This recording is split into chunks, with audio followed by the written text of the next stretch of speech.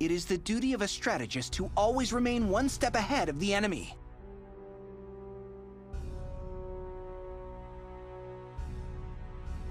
One night in the autumn of 208 AD, 3 men gathered together in secret, their minds weary of the battle to come, except for one. His eyes are focused, cunning. Rather than see the men before him, he sees the paths of his kingdom, a land divided in two. The Codex opens at last to the story of Zhou Yu.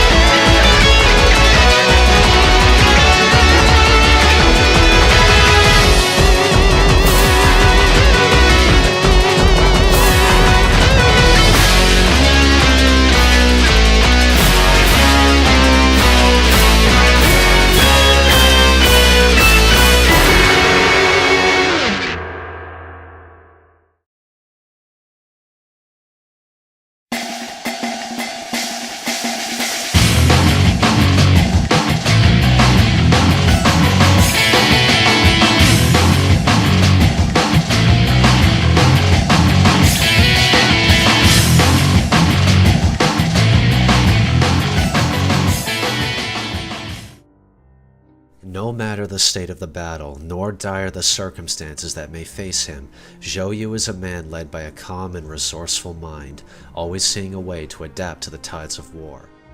Yet upon first glance, you would mistake him as a vapid minister with no experience in politics or warfare, someone who is more suited to the stage or the imperial city than clashing swords on the battlefield. If you let your guard down, however, you would find yourself engulfed in the crimson flames of this artful strategist. Even at an early age, Zhou Yu showed great expertise both socially and politically, as well as a fondness for music, poetry, and dancing.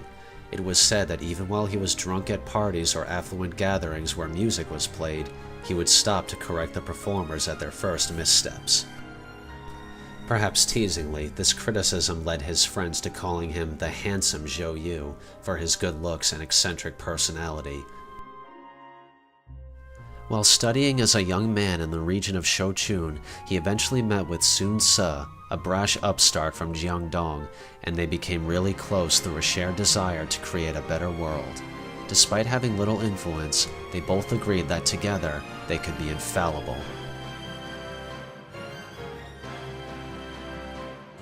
His story often starts with the conquest of Jiangdong, a campaign led by Sun Ce to reclaim the homeland he lost after the death of his father.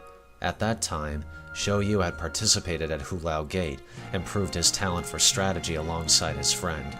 With guile, carefully laid ambushes, and the will to see a new kingdom under Sun Ce's rule, he conquered the various lords that had taken Jiangdong one by one.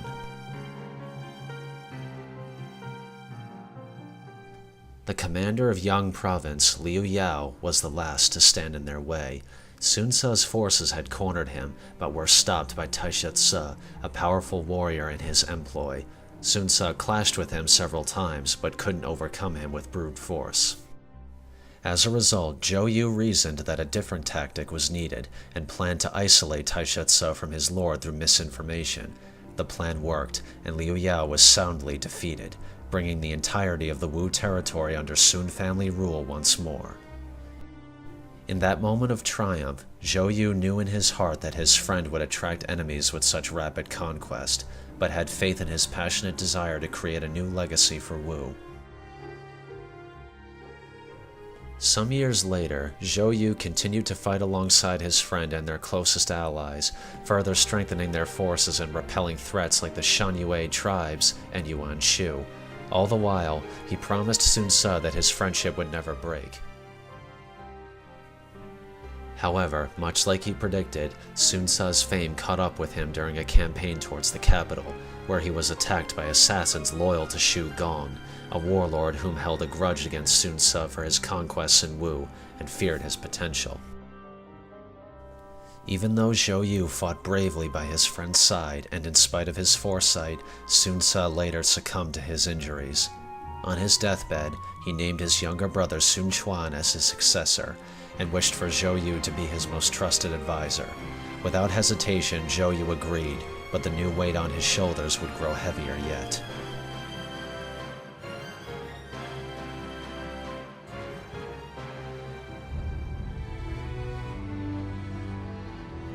Meanwhile, Liu Bei was continually facing repeated attacks from Cao Cao and fled southward with his forces to escape him. In the midst of this, Sun Quan was visited by the wayward lord and was proposed an alliance between the two armies to directly face Cao Cao in battle. Even as his own strategist cautioned against it, Sun Quan accepted and became allies with Shu. Yet, as it happened, Zhou Yu watched with great intent, knowing that Shu harbored different plans. It was bold of them to seek an alliance without any hope of compensation, he reasoned, and if Quan wasn't careful, Wu would be left behind as the lesser kingdom. Soon enough, Cao Cao's army was upon them, bringing a massive navy along the Yangtze River in 208 AD. The stress of the upcoming battle was so great that Zhou Yu became sick, and he nearly buckled under the weight of finding a solution. In his despair, he was visited by none other than Zhuge Liang, whom promised that he would conjure a southeastern wind to bring victory. Stunned by the strategist's confidence, Zhou Yu talked with him further, and they reached the same conclusion. Fire.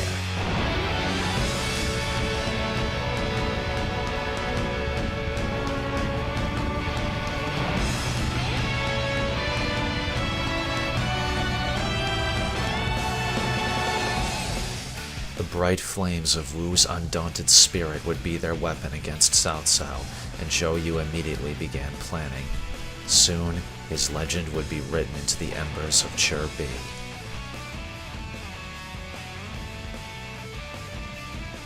Using a ploy to convince Cao Cao's army that Huang Gai was defecting, he dispatched a single ship loaded with oil and wheat to ram straight into one of the enemy warships. The crash sent a raging blaze throughout the fleet, which was only fed by the southeastern winds conjured by Zhuge Liang. The Wei army was thrown into a panic, every ship slowly consumed in the flames as the Wu and Shu forces charged. Zhou Yu fought alongside them like a radiant firehawk, the ferocity of his spirit and the dream of his fallen friend carrying him on with every step. With his armada decimated and his momentum shattered, Cao Cao withdrew from Chur-Bi with the vestiges of his army, while the allied forces sent a roar of victory that echoed through the heavens. As the army celebrated, Zhou Yu met with Lu Su, another skilled and respected advisor to Sun Quan, and they both agreed that Shu, with the help of Zhuge Liang, would be a serious threat to their kingdom in the future. In that moment, he spoke of the plan he had been forming for a long time, a land divided in two between Wu and Shu, both sides opposing Cao Cao to the end.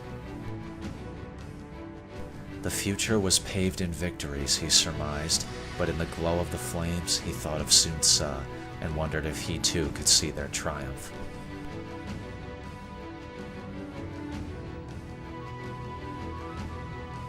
In the following years, Sun Quan strengthened his kingdom further with the help of his allies and decided to strike at Cao Cao's southern territory in Nanjun, hoping to further weaken him after his crushing defeat at Chur-Bi. Additionally, the alliance with Shu was still being held, and they would guard Wu's rear flank in the meantime. Deep in his mind, Zhou Yu suspected foul play, but pressed on with the campaign regardless. During one of the initial raids, however, he was wounded by a surprise attack, forcing him to reconsider the plan. His allies worried for him, but he assured them that it was his duty to adapt and devised a new strategy. To strike at Cao Ren, the general left in charge of Nanjun, he would distract the enemy on his own while his allies ambushed them. With timely advances, Lu Su and the others succeeded in his plan, but Zhou Yu's injuries worsened as the battle went on.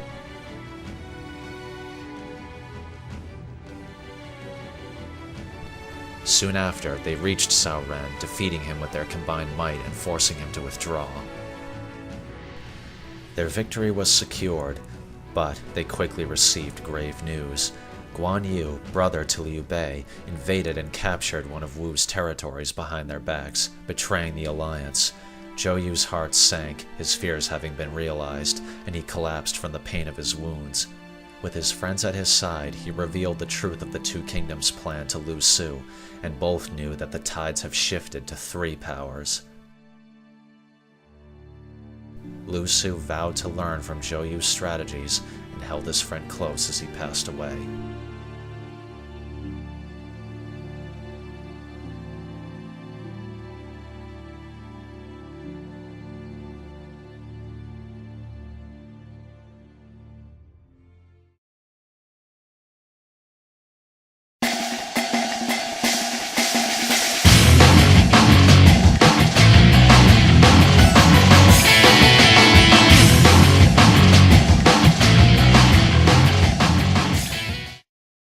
In spite of the consistency in his character and personality, Zhou Yu is one of several warriors to undergo often drastic changes between games in terms of clothing.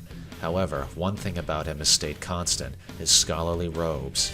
Particularly in Dynasty Warriors 5, he was designed with a traditional Chinese raiment that gave him a highly articulate appearance, which, given his talent for strategy and foresight, fits his character quite well.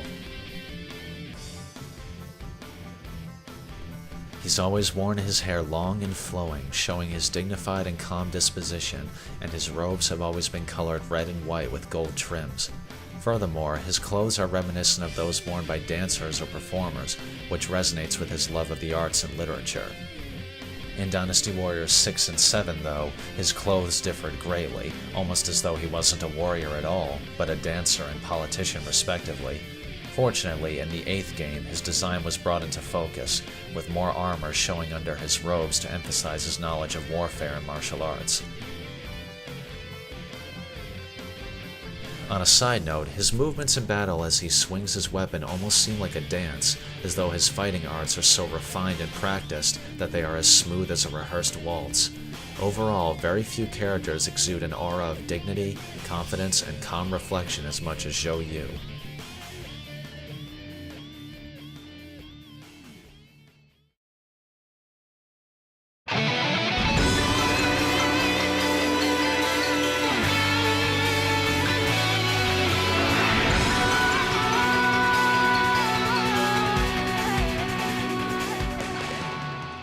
It would be an understatement to say that Zhou Yu was favored by his allies in Wu over the course of his career, as much of his success is owed greatly to the friendships he built between many of Sun Quan's retainers.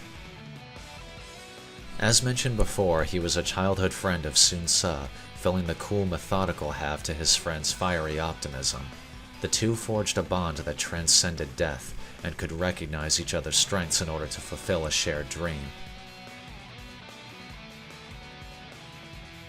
What's more, both men worked together to earn the favor of the fabled Two Chows by passing a series of trials and, with time, earned the affection of their wives.